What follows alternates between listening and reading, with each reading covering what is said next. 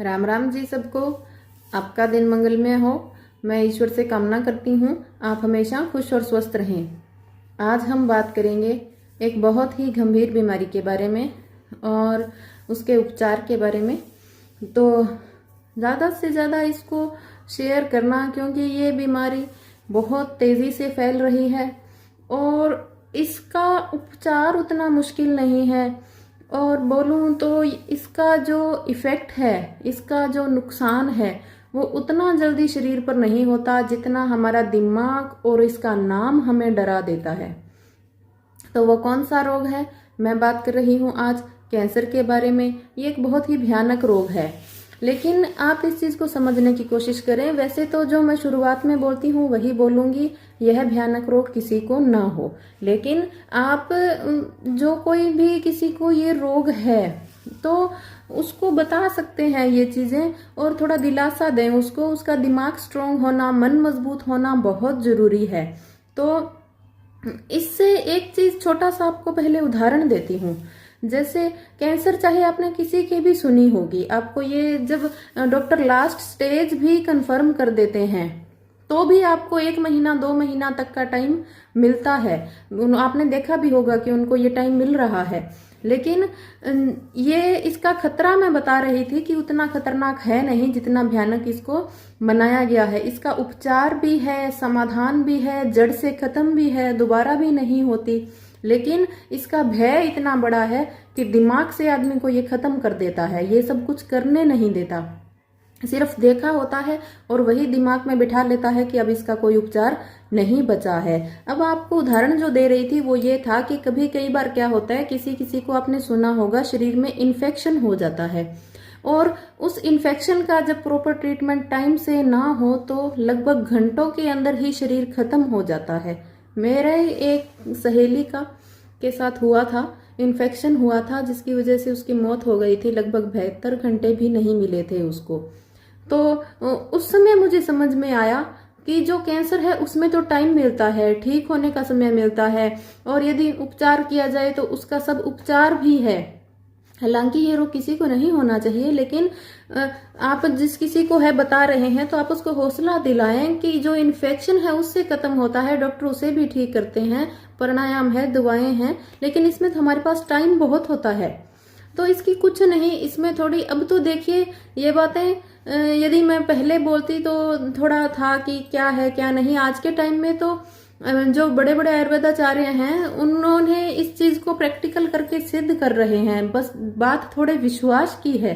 तो इससे कोई बड़ा इसका डाइट नहीं है, दवाएं नहीं है, ज्यादा कुछ भी नहीं है, लेकिन दिमाग से मजबूत होना बहुत जरूरी है। पहली बात, यदि आपने दिमाग से हिम्मत हार दी है, मन से हार गए हैं, चारपाई पकड़ ली है कि ठीक अब होने का कोई चांस ही नहीं है और होना ही नहीं है, तो वो तो देखिए एक अलग बात है। बाकी एक हिम्मत, मेरी आंखों के सामने मैंने लोगों को इससे ठीक होते हुए देखा है, नेगेटिव रिपोर्ट आते हुए देखा है। तो ये कोई मुश्किल काम नहीं है। आपको थोड़ा डाइट चार्ट, थोड़े प्राणायाम ही यूज करने हैं। एक तो ग्लूकोज और कार्बोहाइड्रेट्स जो हैं वो बिल्कुल बंद कर दें। ग्लूकोज तो हर फॉर्म में आप बंद कर दें। ग्लूकोज चीनी के फॉर्म में, कनक के फॉर्म में, जैसे भी है हर तरह से बंद कर दें। तो कनक बंद करने पे क्या खाएं?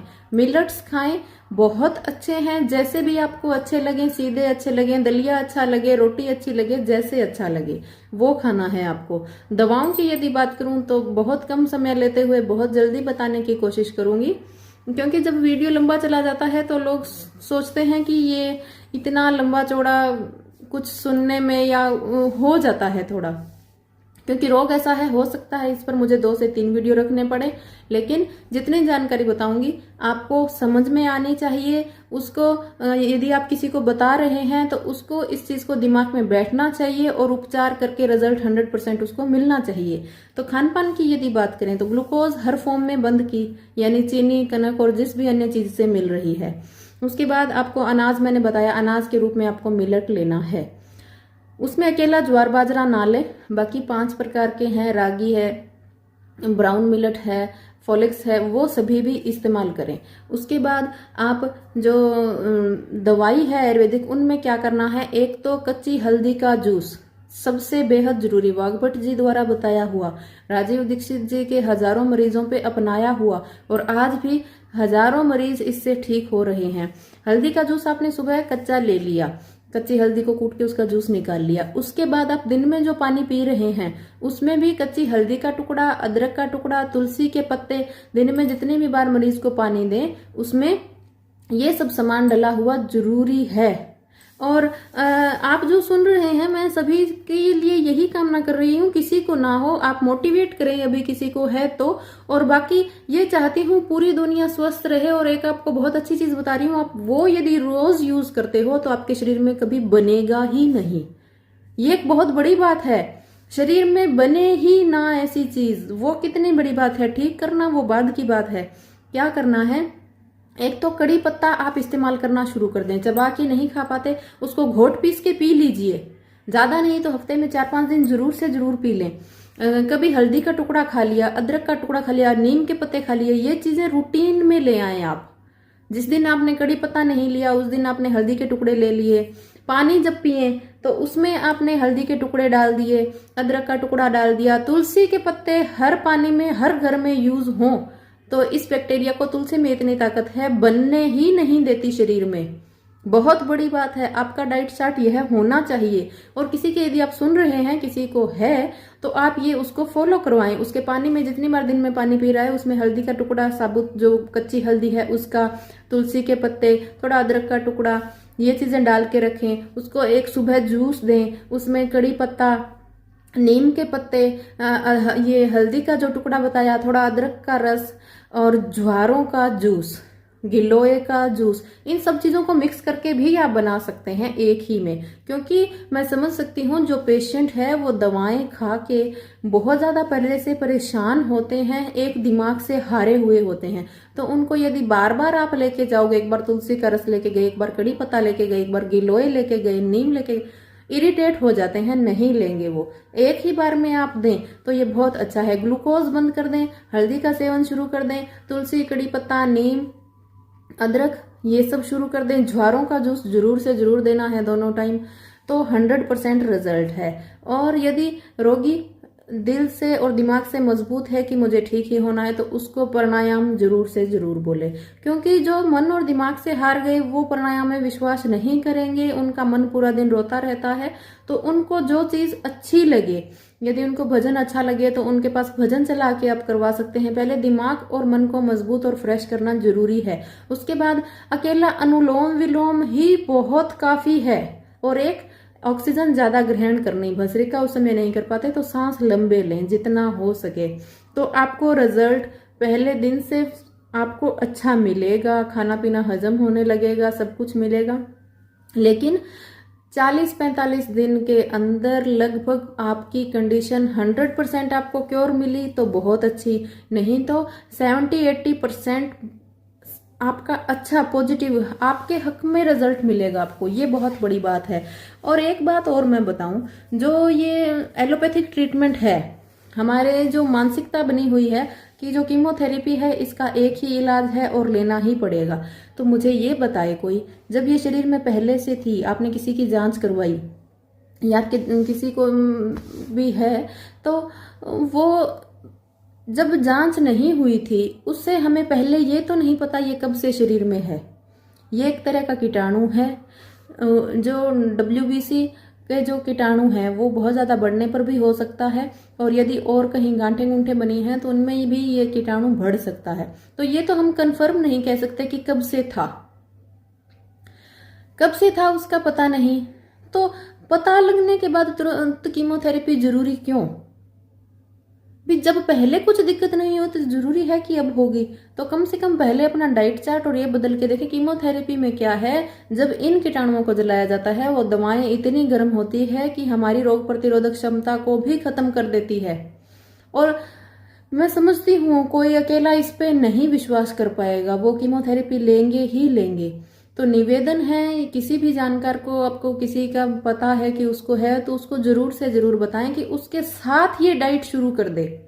कीमोथेरेपी बंद नहीं कर सकते, डाइट में तो ये चीजें दे सकते हैं। वो डॉक्टर आपको ये कभी मना नहीं करेगा कि आप तुलसी के पत्ते, कड़ी पत्ता, हल्दी, अदरक, गिलोय और नीम ये चीज नहीं देनी, ज्वारा का जूस नहीं देना। ज्वारा का जूस कंपलसरी होता है दोनों टाइम, तो आप ये दें। और उसमें थोड़ा देसी गाय का गोमूत्र डाल सकते हैं, 10 से 20 ग्राम इस जूस के अंदर ही, तो वो भी बहुत अच्छा है। अकेला कुछ भी काम नहीं करता, ये सभी चीजें मिलके अपना काम करेंगी, जरूर से जरूर करेंगी। हो सके तो हल्दी का रस सुबह अकेला दे दें, उसके बाद ये जूस है वो एक अलग दे दें, जैसे कड़ी पत्ता, नीम पत्ता और तुलसी के पत्ते, गिलोय, ये जो चीजें हैं, अदरक का थोड़ा टुकड़ा, इनका जूस अलग दे दें। ग्लूकोज बिल्कुल बंद कर दें, तो इससे आप देखेंगे बहुत जल्दी आपको आराम मिलेगा।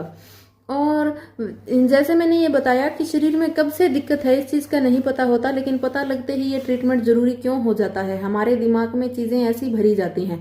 अब जैसे हार्ट का कोई रोगी है, हार्ट का कोई भी पेशेंट है, चाहे ब्लॉकेज का है, कैसे भी है, कोलेस्ट्रॉल का है, ये चीजें पहले से होती है शरीर में। हार्ट की ब्लॉकेज 80% होने के बाद हमें पता लगती है, तो 80% से पहले भी ब्लॉकेज थी, कोई दिक्कत नहीं थी। 80% आज हुई है तो आज भी ऐसी दिक्कत नहीं है कि हम मर रहे हैं। तो क्यों ना और चीजें, अर्जुन की छाल, दालचीनी, लौकी का जूस, ये चीजें शुरू क्यों नहीं की जाए। स्टंट डलवा रहे हो, बाईपास करवा रहे हो, उससे पहले एक चीज का ऑप्शन है, करके देखें। तुरंत कुछ नहीं होता, डॉक्टर कोई तुरंत खुद के ट्रीटमेंट नहीं लेते। आपको तो आईसीयू से बाहर नहीं आने देंगे, बहुत क्रिटिकल कंडीशन हो गई। जब आप घर से खुद चल के जा सकते हो तो हॉस्पिटल से चल के घर 2 दिन के लिए क्यों नहीं आ सकते, क्यों नहीं एक बार इसको आजमा के देखते हो। फिर भी किसी को यदि इमरजेंसी में ऐसी सर्जरी हो चुकी है तो आप अर्जुन की छाल, दालचीनी का काढ़ा, लौकी का जूस, ये चीजें बंद ना करें। यदि ये नहीं ले पा रहे हैं, अदरक का एक टुकड़ा रोज चबाएं, अदरक का 1 रस चम्मच जरूर पिएं आप।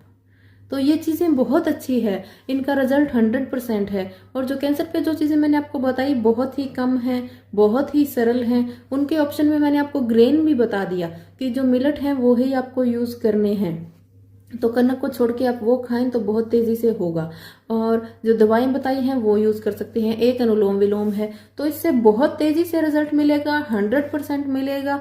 और मरीज की मानसिकता मजबूत होनी इसमें बहुत जरूरी है। ये रोग उतना बड़ा नहीं है जितना हमें डराया गया है, क्योंकि इसका पहले जो था इतना प्रचार इसका आयुर्वेद का नहीं था। और तो लोगों को पीछे जो हमारे 30 से 50 साल पहले जो चीज चली थी कि ये जानलेवा ही रोग है और धीरे धीरे व्यक्ति को खत्म ही करेगी, वो दिमाग में बैठ चुकी है।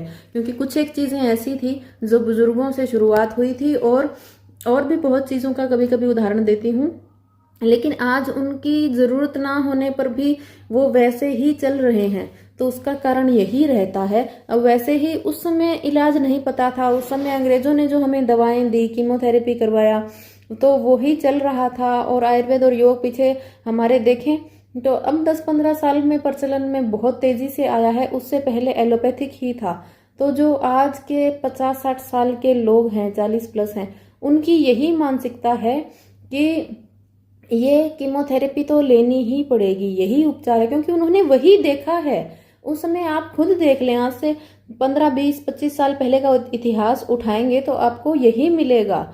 एलोपैथिक का ही जोर था, आयुर्वेद और योग का इतना प्रचलन नहीं था और उपचार नहीं था इसका, और इसके मरीज बहुत ही कम बचे हैं। और उसमें भी यही होता था जिसका लेवल बहुत कम हो, बहुत गंभीर कम कैंसर हो, तो उसका कीमोथेरेपी से एक बार दबाव हो जाता था, रुक जाती थी। कोई 25-25, 30-30 साल निकाल देते थे। तो लोग यही सोच के कीमो लेते हैं कि उसने 25 साल निकाल दिए, 30 निकाल दिए, तो क्यों ना एक बार अपन ले। और उम्र किसी की यदि 50 साल है तो सोच रहे हैं 25-30 साल तो बहुत हैं, एक बार तो ठीक हो। लेकिन पता नहीं होता हमें कि वो कौन से लेवल की है, क्योंकि ये बहुत प्रकार की होती है और कौन से प्रकार की है।